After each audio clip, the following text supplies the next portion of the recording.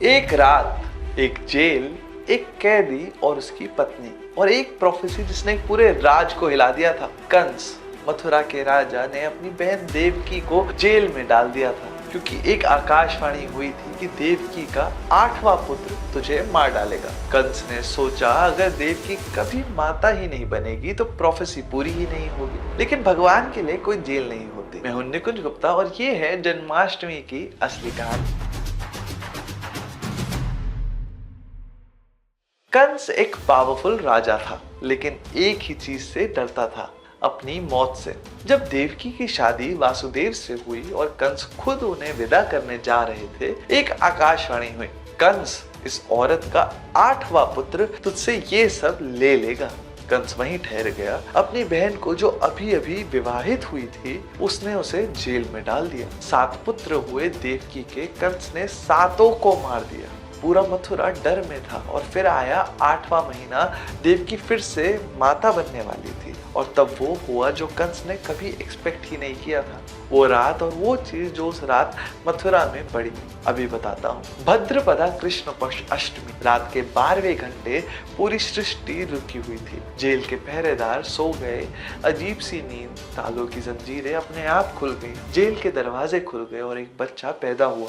वासुदेव ने बच्चे को देखा, आंखें भरी। भगवान ने जन्म लिया था इंसान की तरह एक कैदी के घर।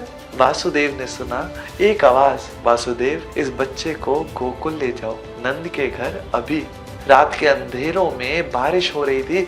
वासुदेव ने कृष्ण को एक टोकरी में रखा, अपने सर पे उठाया और यमुना की तरफ चले। एक सेकंड रुको, अगर ये कथा आपको अच्छी लग रही हो तो अभी सब्सक्राइब कर लीजिए और बेल आइकन दबा लीजिए। आगे बहुत इंटरेस्टिंग कहानी है, इस वीडियो में एंड तक बने रहिए। यमुना में पानी बहुत तेज बह रहा था, बारिश में नदियां बढ़ गई थी। रात के अंधेरों में कोई नहीं था।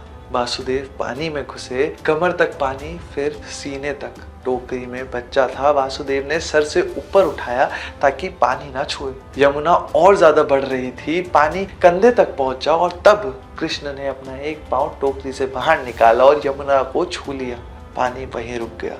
यमुना का पानी जैसे किसी ने रोक दिया हो, धीरे धीरे धीमा होता गया। वासुदेव के लिए रास्ता बन गया। दोनों तरफ पानी था, बीच में एक रास्ता। वासुदेव यमुना पार कर गए। गोकुल में क्या हुआ और कंस का अंत कैसे हुआ वो अलग कहानी है, लेकिन इस रात का सबसे बड़ा संदेश कुछ और है जो कि मैं अभी बताऊंगा, तो बने रहिए। कृष्ण जेल में पैदा हुए, ये कोई एक्सीडेंट नहीं था, ये एक मैसेज था। भगवान ने चूज किया कि वो जहाँ सबसे ज्यादा परेशानी थी वहीं जन्म लेंगे। जेल में कैदी के घर एक रात जो सबसे अंधेरी थी और उसी अंधेरी रात में सबसे बड़ा उजाला हुआ। यही जन्माष्टमी का संदेश है।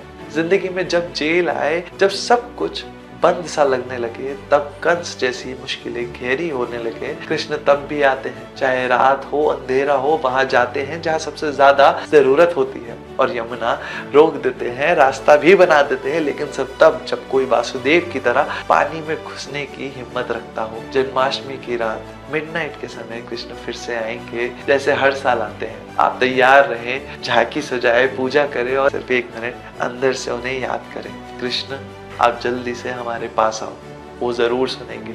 अगर ये कथा आपको पसंद आई तो सब्सक्राइब करें सनातन जर्नी को और ये वीडियो उन लोगों के साथ शेयर करें जो जन्माष्टमी सेलिब्रेट करते हैं, ताकि ये कहानी उन सब तक पहुंच सके। मिलते हैं आपसे अगली वीडियो में। नमस्कार।